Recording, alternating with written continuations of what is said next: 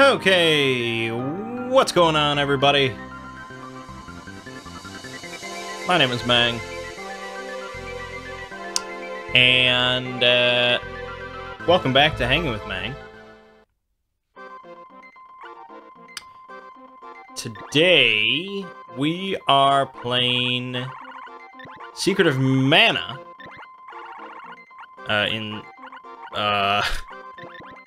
celebration might be a bit too much of a word, but, you know, in recognition of the Secret of Mana remake. So I was originally a little hyped for that, because, well, you know, that's what they want. They want you to be hyped. You know, they bring back one of your favorite games from your childhood, and they're bringing it, and they're working on it. You know, they're doing something with one of your favorite games from when you were a kid. They're bringing it back, and they're changing things up. Maybe they're adding things, who knows what, fixing things. It's very exciting. So I was originally a little excited about it, but I did not pre-order it, because that would be foolish. And turns out I'm sort of glad that I did not pre-order it, because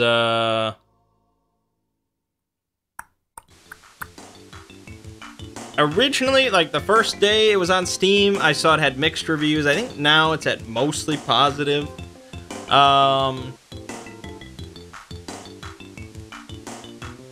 Really what it comes down to for me, and for plenty of other people, is there's nothing really that I dislike that much about Secret of Mana on the Super Nintendo. And yeah, I'm sure most of that is nostalgia. Okay. So, it is what it is. And so I enjoy playing Secret of Mana on the Super Nintendo.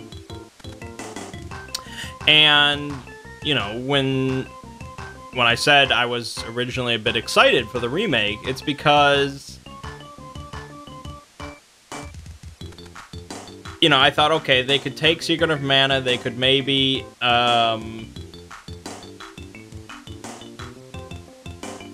up some of the sprite work and things like that, and make it all look a little bit crisper on some, you know, on some HD screens and things like that. You know, some custom shaders and filter, who knows what. They could do something with that. They could fix some of the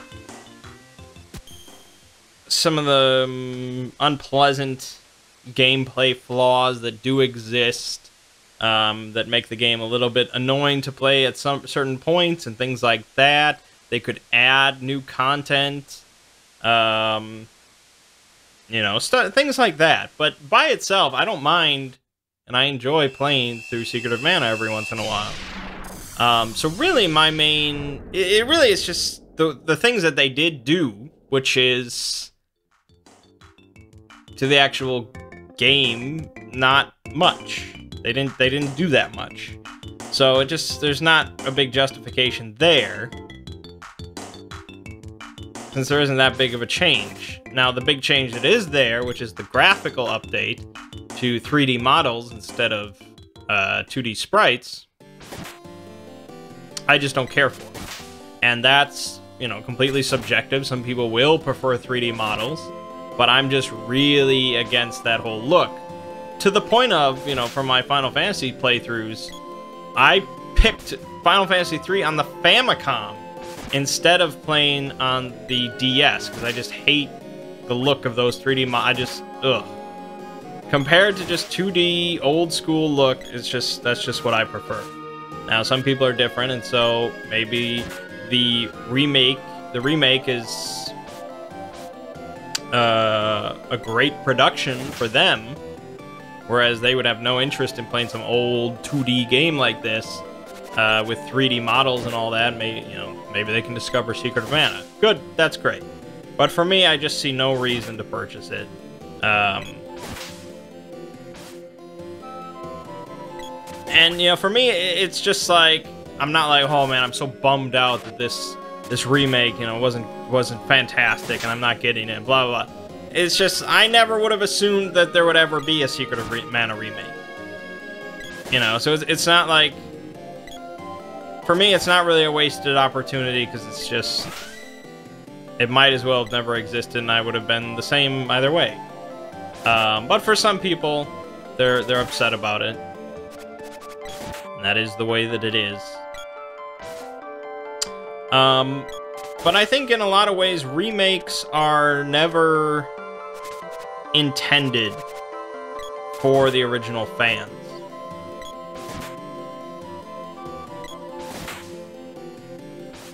And it's not like, you know, being a fan of something means that you think it's perfect. But you enjoy something enough to be a fan of it. And so the whole idea of the remake is, well, the whole idea of a remake is to make money, as is, you know, a remaster and a reimagining and a re-release. All these things are just to make money, but the remake specifically is sort of to bring a new audience into the fold and just, you know, using ideas that have already existed.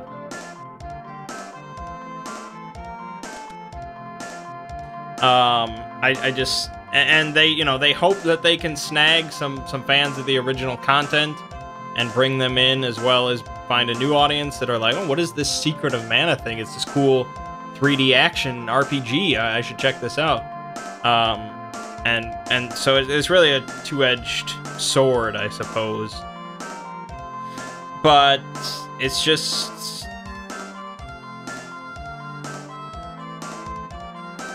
There aren't many instances of remakes surpassing the original, and it's foolish to assume that it will. So, as a fan of any sort of original thing and it gets remade, it's always something to be wary about. But at the same time, it's not like I dismissed it offhand right away. That's something that bothers me about... I mean, it's sort of a separate discussion entirely, but it's something that bothers me about James, Rolf, and Mike.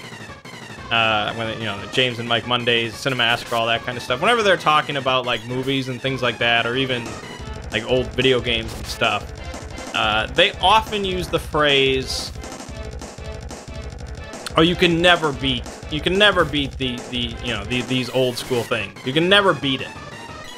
Not like, finish it. Like, you can never surpass this content from these old days.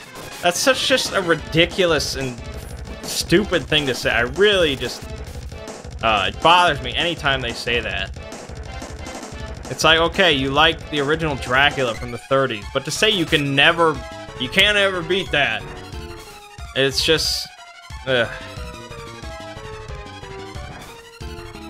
Why bother? We should have stopped making content in 1946, because anything after that is just shit, and it will never be as good. I don't know. It just bothers me. And so, you know, remakes can be good. They can be better.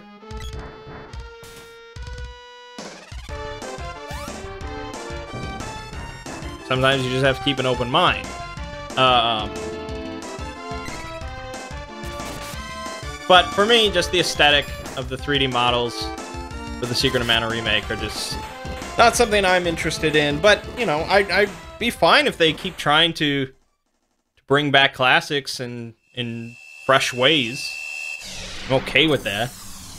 Doesn't mean they automatically get my money because it's, oh my god, Secret of Evermore? What? It's just, no, I'll keep an eye open. Anyways, that has nothing to do with anything. So this week on the Exploring series, I released the Odin video. Very nervous about that one.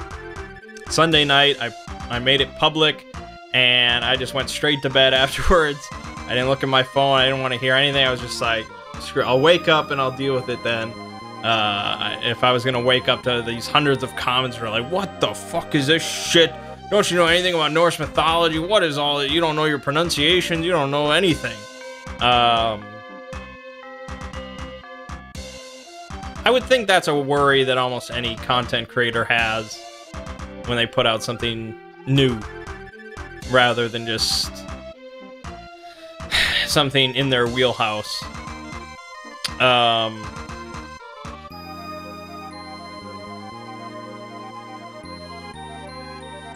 And so when I woke up Monday morning, though, I saw the video only had a single dislike, and I was like, okay, I can breathe easy then.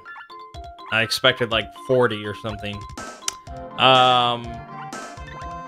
But yeah, people seem to like it, people seem to enjoy it, and they're excited about the future of the series, which is very good. And I'm enjoying reading and researching Norse mythology. It's a very interesting topic that I didn't know much about. It's funny comparing it to the Marvel movies and their versions of Norse mythology. And yeah, it's not like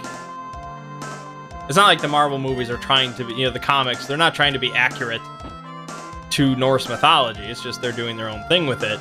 But it's fun seeing differences here and there and blah, blah, blah. And I think people that are going to be watching the videos they should be conscious that Marvel is not like the final say in Norse mythology. But I'm sure I'll get plenty of stupid people. The biggest concern, I guess, would be pronunciations. People that come in with all their knowledge of Norse pronunciations is from Marvel movies, which, based on my understanding, the Marvel movies are not incredibly accurate. There's quite a few differences in how things are actually meant to be pronounced, but that's gonna be a problem until the day I die, of just people correcting my pronunciation even if I am right. So then this week I worked on a video about Yggdrasil and the 9 worlds, which was pretty interesting to put together. You know, there isn't a whole lot to say about any given world or Yggdrasil itself. There isn't a whole lot to say about Norse mythology as far as the actual lore. You know, you can talk about history and, you know, archaeological digs and the actual, like, relics and all sorts of stuff like that within the world of the concept of Norse mythology, but just making lore videos, it's not like the Elder Scrolls or Warcraft or something like that. And it reminds me of Cthulhu mythos, where people hear like a term, or people hear mention of like a character, an entity, or something like that, and then they'll be like, oh, you know, I heard about this thing and how it is this. Could you do a video about that? And it's like, okay, you just fucking described everything about that character. I cannot add more detail than what you just said, and you already know, which is practically nothing. I think a lot of people just assume there's always this wealth of information about topics, and sometimes it's just a mention and a few sentences or something like that, and then you're done. And I think that's going to be definitely a common trend throughout the Norse series, and there's not anything I can do about that. So, it is what it is. It will be definitely a pretty short series. I'm expecting, if everything goes well... Well, if everything goes as I mapped it out, and I don't add anything or subtract anything, I believe the last Norse mythology video, which will be on Ragnarok, will come out April 16th. which is my birthday, so that's cool. Which is, you know, just a couple months from now. So there's not going to be a huge wealth of videos on Norse mythology, and then we'll move on to the next series. And we'll see how it goes. And it's fine to do a shorter series like that. I think that's okay.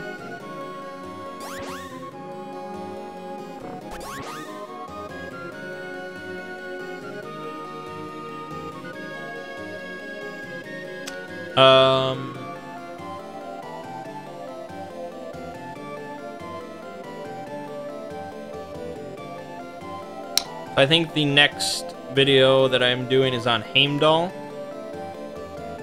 or as portrayed by Idris Elba, Heimdall. I don't know a great deal about Heimdall right now at this moment. I know he possesses the horn, the Yaller horn or something like that. And he sort of heralds Ragnarok when it comes. But beyond that, I don't know. I'm interested in finding out.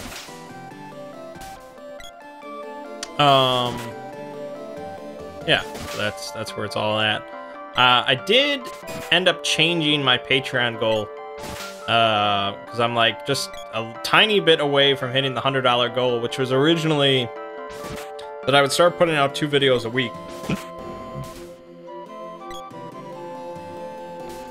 Which, you know, back when I was doing like Cthulhu Mythos and the start of Middle-earth, that was something that was mentioned a few times by people. It was like, oh, yeah, we should put out videos more frequently. You know, you put out like 2 videos a week or blah, blah, blah. And I thought, okay, you know, I'll just put that as a Patreon goal of $100. Because by the time I hit $100 on Patreon, you know, that's crazy. I'll be very popular by then. And so, you know, it'll probably be a good idea to put out 2 videos a week. Keep in mind, you know, I was doing like Cthulhu Mythos stuff, which was, for the most part, pretty short videos and pretty simple. Those videos were really some of the easiest ones to make. But nowadays, especially after that whole 3 videos a week thing that I did for a few months, I realized it just wasn't something that I wanted to do. Because basically, I mean, let's be clear, you know, it's a fantastic job, and people have far worse situations than I do. So it is what it is. But since I am I'm in control of the job, and I'm in control of my life and my decisions and all that, you know, I figured, okay, I can make this decision.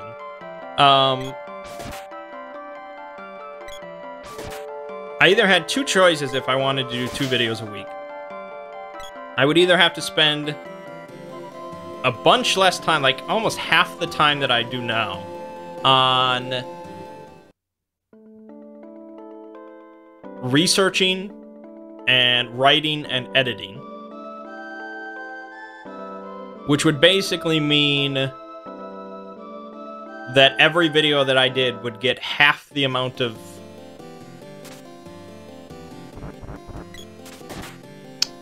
time put into it. You know, whatever that means for quality or whatever, who knows? Personally, I think that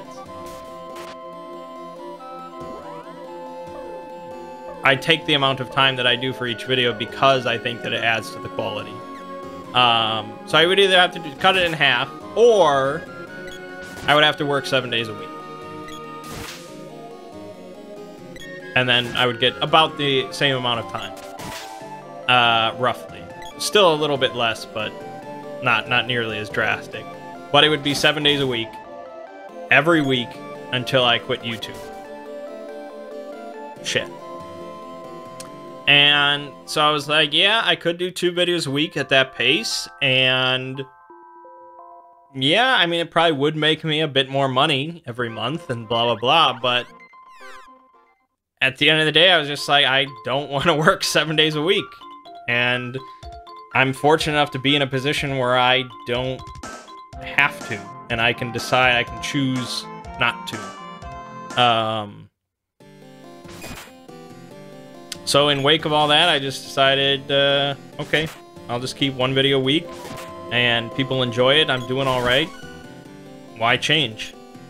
Why try and mess things up and get burnt out or who knows what?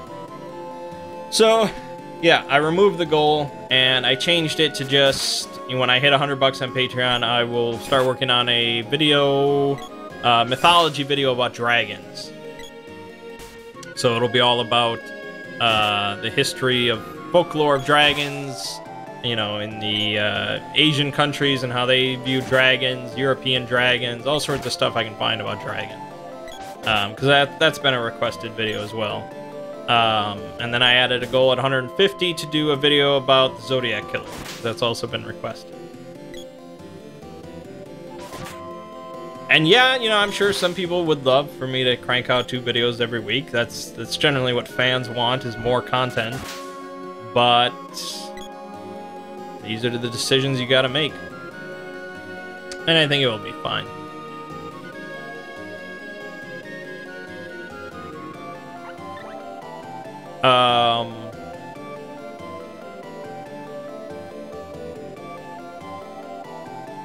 Yeah, so that's that. On this channel, of course, no surprises. We've continued Monster Hunter and Final Fantasy. I think if I try, I can finish both Final Fantasy V and Monster Hunter World this week. I might have to do like a Final Fantasy and a Monster Hunter video on the same day or something like that, but we could get it done. Then we'll be moving on to Final Fantasy VI, which is good, and I will probably start up a new Let's Play. I was looking at a game called Hellblade, I think it's called. It came out a little while ago. And it's supposed to be all about, like, Norse mythology. Like, she goes to hell or something like that, like Norse hell. I don't think it's incredibly long, but it's apparently got really good reviews, and I remember people saying good stuff about it. So, since I'm doing Norse shit, I figured that's a good idea. Could be an interesting playthrough. So, I think once I finish Monster Hunter, I'll move on to that, unless I find something that just is like, whoa, I gotta play this right now. The other game that I was interested in looking at was Celeste, which looked like a really cool 2D platforming game that looked really nice. I like 2D platformers. Much better than 3D platformers. So yeah, I guess that's it. We did not do a roll manging this week. Just extenuating circumstances beyond my control, beyond me, really. Meant that we just didn't get a session in, and we did play some X-Men. We had a night where we played some X-Men Legends 2, which we had been playing sort of on and off for a while now. 3 of us had been playing that on GameCube. And it just got really ridiculous. Like, the Juggernaut just seems so much better than any other character. I put all my points into just, like, attack damage. And then I got some equipment that allowed me to ignore, like, enemy defense and boosted my attack even further. Boosted my damage, like, didn't even go into the strike attribute that boosts your damage. It just went straight into boosting my damage by, like, an insane amount. And so I was dealing, like, my regular attack was doing more damage than, like, Phil's special abilities. And my special abilities were doing just, like, 5 times the amount. It was just insane. And so Phil especially, who was playing as Cyclops, which is really funny, because Cyclops gets shit on. I think I'm repeating dialogue here. His sole purpose was just to set up like combos. Because if 2 characters use a special ability at the same time, you get bonus XP, and it does bonus damage. And so, just for the sake of giving me more XP to become even more powerful, he needed to just do his little damage as part of a combo. Because I pretty much killed everything in almost one hit. It was nuts. And really, the game is very repetitive. And there really isn't that many, like, choices. And gear was lame. And just the whole... It was a very slow thing. And so we were like, you know, I was like, there has to be, like, a modern game that does this better. And then suddenly I just remembered Diablo 3. I was like, why the fuck aren't we playing Diablo 3? Because I have it on PS4 with the expansion. And so, yeah, I just ordered a couple knockoff controllers. And so we're just going to switch over to Diablo 3, which should be a lot of fun. Because I really never played that with other people. And it's still not perfect, you know, playing local co-op. Because only one person can, like, look at their inventory and stats and stuff at one time. It could be better, but it should be way better than X-Men. So I'm looking forward to that. But yeah, there was no role-manging, and there was really no board game playing. So I really don't have much to say. It's going to be a pretty short episode.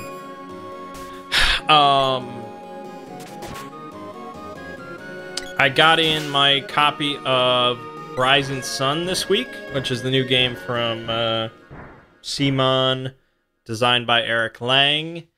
And it seems pretty cool. There's a lot of kick-ass miniatures. I got so much shit with it. It's nuts. I'm looking forward to playing it. I don't know when we'll get around to it. But it seems, you know, it's sort of like a spiritual successor to Blood Rage, but with Japanese mythology and an emphasis, I guess, on, like, negotiations and alliances in there. So it's a pretty hype game. I also actually just bought a game, which I haven't done in quite a while. I bought a board game. I thought those days were done. But I bought a game called Sidereal Confluence, which is a terrible name for a game. Because not many people even know what sidereal means, to the point of they had to write on the back of the box the definitions for both sidereal and confluence. So that's good. But the reason I bought it is because just so many people were raving about it. And that in itself is not enough to make me buy a game, but it was described as being a mix of Cosmic Encounter and Chinatown, which, you know, of course, are two of some of my favorite games. And so it's really like an entirely a trading game. It's all about trading. That's what you're doing through the entire game, is just trading in a big old group. It plays up to 9 people, and you're just trading non-stop. Well, more, there is a stopping point, of course, but and the Cosmic counterpart comes in because, well, 1, it's set in space, and 2, each player has their own alien race with their own powers and abilities and traits. And so I've not played it, so I can't really go into much detail at this point. It's one of those games, I think, where you really have to play to fully understand. But it's all about, like, inventing technologies. Okay, well, basically, it's like... It's kind of an engine-building game, I guess. You're trying to build this engine that gives you victory points. The problem is, it's only like a 6-round game, so you just do not have enough turns to really build a self-sufficient engine. And so in order to fill in the pieces that to make your engine work to give you victory points, you have to trade with other people. Like, you will just not have a self-sufficient engine within 6 rounds. It just doesn't work that way. And you need to be making victory points like everybody else. So you're going to be trading. to make it work. And so there's all these different technology cards, which is really just like different like engines. They're just like, a lot of them are like, okay, you put these resources in and you get this out, which might be, you know, different types of resources. You might be changing blue cubes into yellow cubes or something like that. Or you might be getting victory points, or you might be getting ships, which you can use for bidding to get certain different technologies that you're interested in, and blah, blah, blah. But most of the game revolves around just a big trading phase where everyone is trying to get what they want, which is pretty much what Chinatown is. And we love Chinatown. And we love Cosmic. So it seemed like a match made in gaming heaven. And people are raving about it, which was a big influence, because it was like, okay, it's Chinatown mixed with Cosmic, but most people absolutely hate it. It's like, okay, I'll pass, thanks. But a lot of people are giving it like a 10 out of 10 and really just say it's almost perfect. So yeah, I bought it. And it certainly looks very interesting based on the rules. So I'm hoping to get it to the table next time we have like a Saturday game day instead of Cosmic. I'll bust out Sidereal Confluence. Alright, I guess that's pretty much it. Without roll-manging, these videos are usually pretty short. I'm seeing Black Panther on Tuesday. Pretty hyped about that. It's apparently doing very well at the box office, very well with the critics.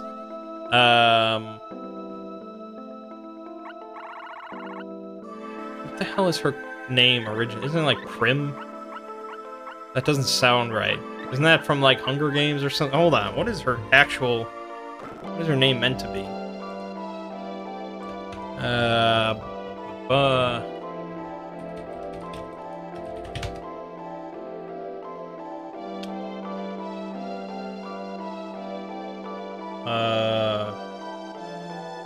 Randy? It is Prim. Oh, good thing I remembered that. Okay.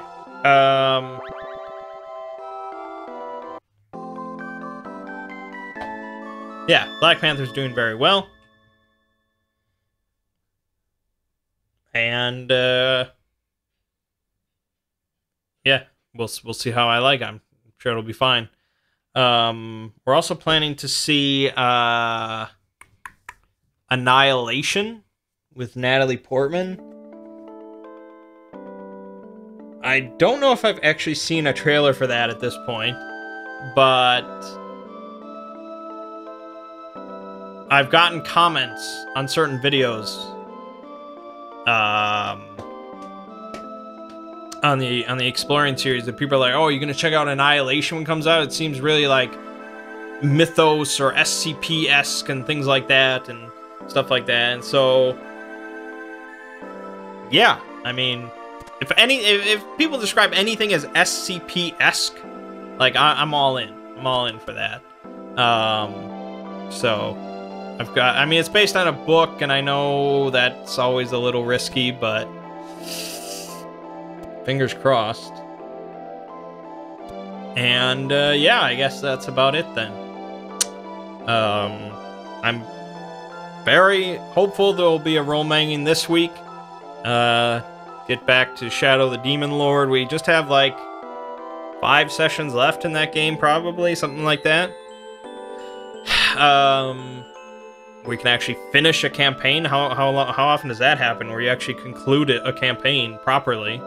And then I think we're going back to the Sprawl, which, sure, I mean, I like all sorts of RPGs, but Cyberpunk is where my heart belongs, so I'm very excited for that. Then I think Ziggy might want to break,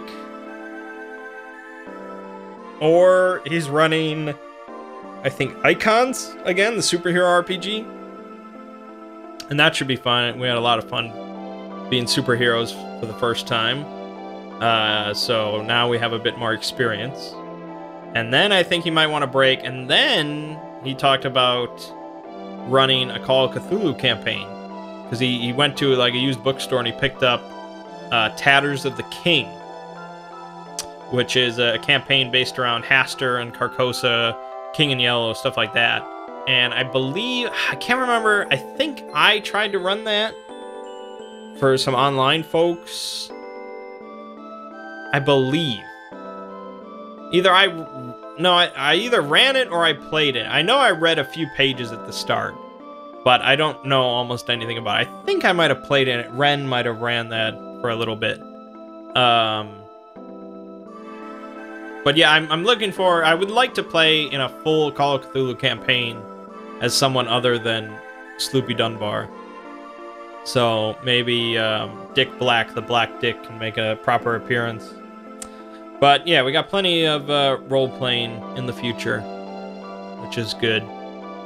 But alright, I guess I'll wrap things up. Check out the Yggdrasil 9 Worlds video tomorrow. Wrapping up Monster Hunter Final Fantasy V this week. And plenty of fun on the way. My name is Mangg. This has been Hanging with Mangg. And I'll see you fine folks next week.